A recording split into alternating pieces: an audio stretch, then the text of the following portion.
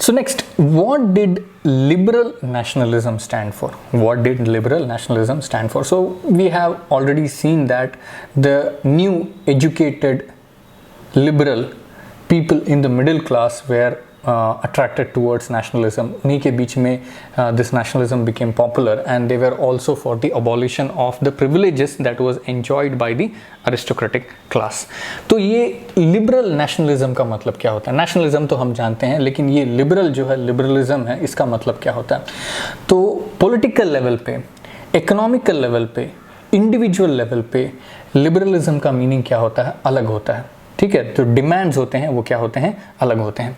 सो early 19th century में, early 19th century यानी कि during the period of Napoleon, the idea of nationalism was closely related to the idea of liberalism. क्योंकि जो French revolution भी हम देखते हैं, फ्रेंच रेवोल्यूशन में भी देखिएगा भले ही नेशनलिज्म था, but it was closely associated to liberalism. Liberalism means freedom, यानी कि मुझे फ्री कीजिए. किससे फ्री कीजिए? Free from the autocratic rule of monarchy, free from the autocratic rule of monarchy. So liberalism was closely associated to nationalism. तो अब हम लोग देखेंगे ये जो नया मिडिल क्लास है उनके लिए लिबरलिज्म का मतलब क्या था.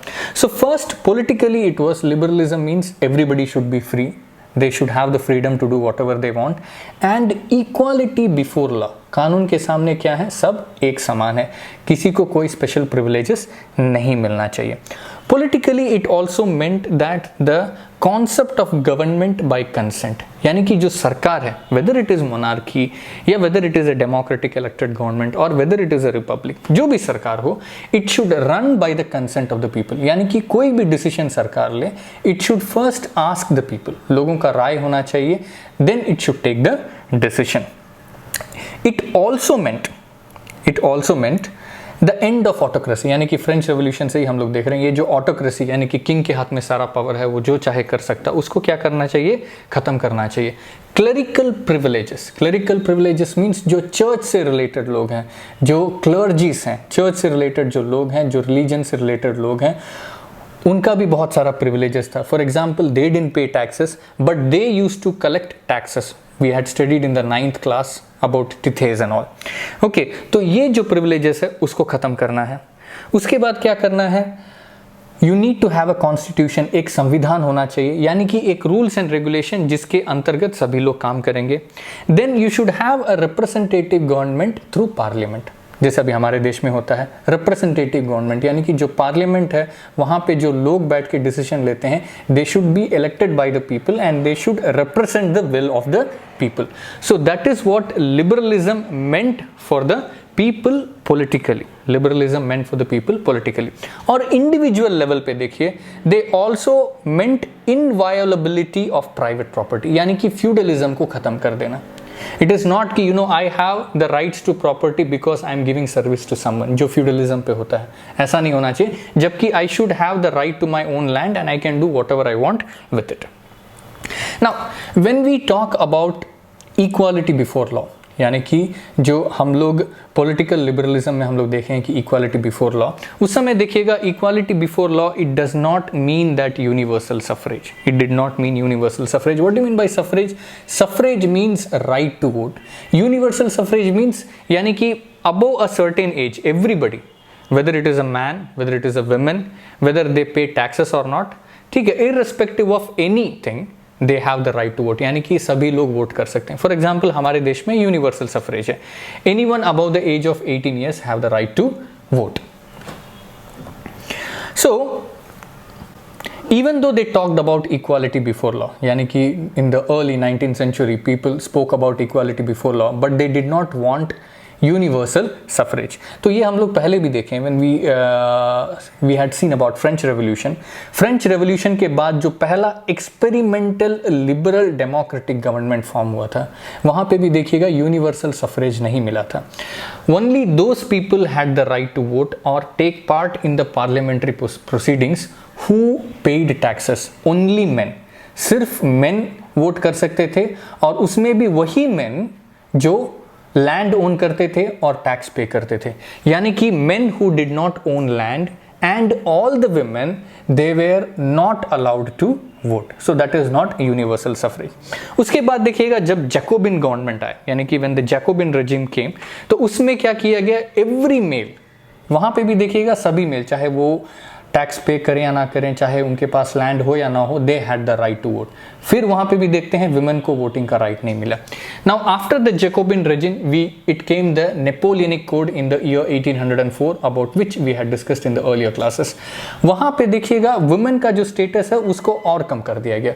Women were put to the status of minority in the sense वो लोग minor हैं, they cannot vote and they were subject to the authorities of the husband and their father. यानी कि घर में अगर उनके हस्बैंड हैं या घर में उनके पिताजी हैं, वो जो बोलेंगे उनके अधीन ही उनको रहना है, यानी कि they were not treated as equal. That happened during the time of Napoleon, that was under the Napoleonic Civil Code of 1804.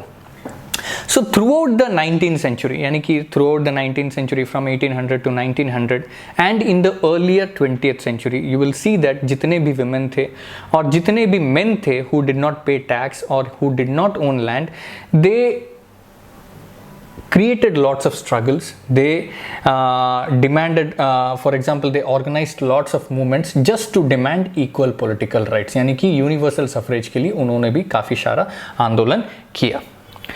Now next is in the economic sphere, यानी कि इकोनॉमिक, अभी तक हम लोग देखे थे पॉलिटिकल लेवल पे liberalism का मतलब क्या होता है, and we had also seen liberalism भले ही था but it did not mean universal suffrage. Next in economic sphere liberalism मतलब क्या होता है. इकोनॉमिक स्फीयर में लिबरलिज्म का मतलब होता है freedom of markets and the abolition of state imposed restrictions on the movement of goods and capital. यानी कि आप आसानी से क्या कर सकते हैं, बिजनेस कर सकते हैं, और क्या करना है, अगर मान लीजिए एक जगह से दूसरे जगह गुड्स हों या कैपिटल हों या पीपल हों, वो क्या कर सकते हैं, आप आसानी से एक जगह से दूसरे जगह ले जाके बेच सकते हैं. ये डिमांड था. This is what liberalism meant in the economic sphere. और especially during the 19th century देखिएगा जो मिडिल क्लास था, जो एक नया क्लास था सोसाइटी में, it was increasing day by day and it mainly consisted of industrialist and business people. और इनका सबसे बड़ा डिमांड यही था कि मार्केट को क्या किया जाए, फ्री कर दिया जाए, और जितने भी स्टेट से रेस्ट्रिक्शंस मतलब इम्पोज हैं, यानी कि आप यही चीज़ बेच सकते हैं, इतना ही सामान बेच सकते हैं, ये सारा रेस्ट्रिक्शंस हटा दिया जाए. Now for example in the first half of the 19th century, अगर हम जर्मन रीजन को लेते हैं, during the Napoleonic period, the German territory it consisted of 39 states. Before Napoleon German consisted of so many small principalities. German का जो area था, Germany का जो एरिया था, इट consisted of so many small प्रिंसिपैलिटीज. लेकिन जब नेपोलियन जर्मनी को कैप्चर किया, what he did, he created 39 individual states. और ये प्रत्येक स्टेट, यानी कि every state it had its own currency and weights and measures. यानी कि जर्मन टेरिटरी के अंदर ही 39 स्टेट्स हैं और हर एक स्टेट का अपना करेंसी है, यानी कि अपना मनी है, और वहाँ का जो वेट्स एंड मेजर्स है, यानी कि 1 किलो में कितना क्वांटिटी होता है या 1 मीटर लंबाई में कितना लेंथ होता है, ये क्या होता था, वेरी होता था. It did not have a standard. For example अभी इंडिया में 1 किलो का सामान हम चाहे भले ही केरला में लें, तमिलनाडु में लें, दिल्ली में लें, यूपी में लें, it means the same quantity. The length also means the same quantity, but this was not the case. The system of measurement was totally different. For example, मान लीजिए 1833 में अगर एक बिजनेसमैन, एक मर्चेंट हैम्बर्ग से Nuremberg के लिए जाता है कपड़ा बेचने के लिए, कहाँ से, जर्मन टेरिटरी में हैम्बर्ग से न्यूरमबर्ग के लिए जाता है, तो उसके बीच में लगभग 11 custom barriers. How many custom barriers are there, 11 custom barriers. वो जगह होता है जहाँ पे इंपोर्ट एक्सपोर्ट का आप टैक्स पे करते हैं, और हर एक कस्टम बैरियर में यू हैड टू पे 5% ऑफ टैक्स. कितना परसेंट टैक्स पे करना था, 5% ऑफ टैक्स. तो यानी कि देख लीजिए, आप एक जगह से, यानी कि हैम्बर्ग से आप एक सामान लेके जाते हैं, 11 बार आप क्या कर रहे हैं, 5% टैक्स पे कर रहे हैं. तो जब वो आप न्यूरमबर्ग में जाके वो कपड़ा बेचेंगे, कपड़ा का कीमत काफ़ी बढ़ जाएगा, it will be very expensive. और उसके अलावा देखिएगा ये 5% टैक्स कैसे कैलकुलेट किया जाता था, it was based on the system of measurements. यानी कि अगर एक कपड़ा है, फॉर एग्जाम्पल 1 मीटर कपड़ा है, उस टाइम में meter was not used, LA was used. What was used? LA was used. और 1 LA जो होता था, for example in Frankfurt 1 LA was equivalent to 54.7 centimeter. In Mainz it was 55.1 centimeter. In Nuremberg it was 65.6 centimeter. In Freiburg it was 53.5 centimeter. यानी कि 1 LA का जो length था it was different in each territory. तो हर एक customs पे आप जब जाते हैं वहाँ पे कैलकुलेशन अलग होगा और वहाँ पर का कस्टम ड्यूटी भी क्या होगा? अलग होगा. ऊपर से करेंसी भी क्या था? अलग था. So this was a problem, time consuming, and even the market was not free. So such conditions, ऐसे जो कंडीशंस थे, यानी कि बहुत सारा customs, different weights and measurements, different currencies, it was obstacle for economic exchange and growth. यानी कि middle class लोगों को अगर आगे बढ़ना था, ये सब उनके रास्ते में क्या थे? बाधा थे. So what they wanted a unified economic territory. यानी कि जो जर्मन टेरिटरी है it should be unified economically. Economically क्या होना चाहिए? एक ही होना चाहिए. करेंसी भी एक रखिए, वेट्स एंड मेजरमेंट्स भी एक रखिए, और ये कस्टम्स को हटा दीजिए. इंपोर्ट एक्सपोर्ट का ड्यूटी क्यों लगना है? नहीं लगना चाहिए, क्योंकि हम एक ही टेरिटरी के अंदर जा रहे हैं. So this was their demand. Okay, so in 1834 Prussia it took an initiative and it created a customs union. Customs का एक यूनियन बनाया गया और इस union was also joined by the German states. वो लोग भी उसका सपोर्ट किए. और इसके दौरान क्या हुआ? ये जितना भी इकोनॉमिक बैरियर था, ट्रेड बैरियर था, इसको हटा दिया गया. फॉर एग्जाम्पल जो कस्टम्स ड्यूटी है बहुत सारा अबॉलिश कर दिया गया. और जो करेंसीज हैं, फॉर एग्जाम्पल पहले 32 डिफरेंट करेंसीज थे. How many? 32. Now from 32 it was brought down to just 2. यानी कि अब सिर्फ 2 ही करेंसी वहाँ पे वैलिड थे. तो it is now easy to exchange goods and services. उसके बाद देखिएगा रेलवेज आने लगे. Railways started coming into the picture. So when railways started coming into the picture, it was now easier to transport goods from one place to another. तो ये सारे जितने भी मेजर्स थे, स्पेशली ये जो कस्टम्स यूनियन ज़ोल्वरीन जो है, इसके चलते और रेलवेज के चलते नेशनल यूनिटी जो है बढ़ने लग गया इन the economic sphere. And slowly the middle class also started to emerge as a powerful community in Europe. Now here we will talk about source B. I had said earlier everything that is given in your NCERT textbook is important and questions can be asked from any sphere. So यहाँ पे जो economists थे, who are economists, people who study economy, देश का जो अर्थव्यवस्था है उसके बारे में जो लोग पढ़ते हैं उनको हम लोग economists कहते हैं. तो धीरे धीरे economists भी बात करने लगे कि इकोनॉमी के स्फीयर में हम लोग नेशन को कैसे, ये जो हम लोग का देश है इसको कैसे डेवलप कर सकते हैं. और इकोनॉमी चेंजेस के कारण, यानी कि ये जो ट्रेड बैरियर्स को हटाने से, नंबर ऑफ करेंसीज को रिड्यूस करने से हमारा देश कैसे डेवलप कर सकता है. क्योंकि अर्थव्यवस्था जो है वो काफ़ी इंपॉर्टेंट है देश के लिए, for the development of a country. Now for example Friedrich List, professor of economics at the University of Tübingen in Germany, wrote in 1834. तो एक economics के प्रोफेसर फ्रेडरिक लिस्ट, उनका क्या कहना है ये देखिए.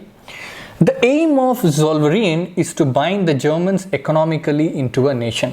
तो ये जो Zollverein बनाया गया था, जो customs union है, उसका main aim क्या था? It united the people economically into one single nation. Why? Because now the currency is common, the weights and measurement is common. तो economic sphere में लोगों को लगता है कि हम सब क्या हैं? एक हैं. भले ही उनका culture अलग हो, language अलग हो, but economically they are what? It is same. It will also help the nation internally and it will also help the nation externally. यानी कि अंदर भी जो अर्थव्यवस्था है वो strong होगा, और जब आप बाहर भी किसी दूसरे नेशन से ट्रेड करेंगे उसके लिए भी क्या होगा? आसान रहेगा.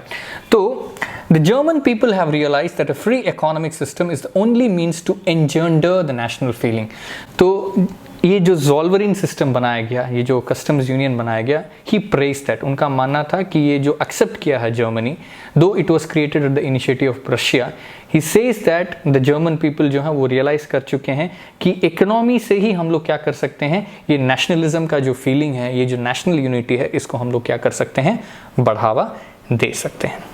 Okay, now the next topic is a new conservatism after 1815.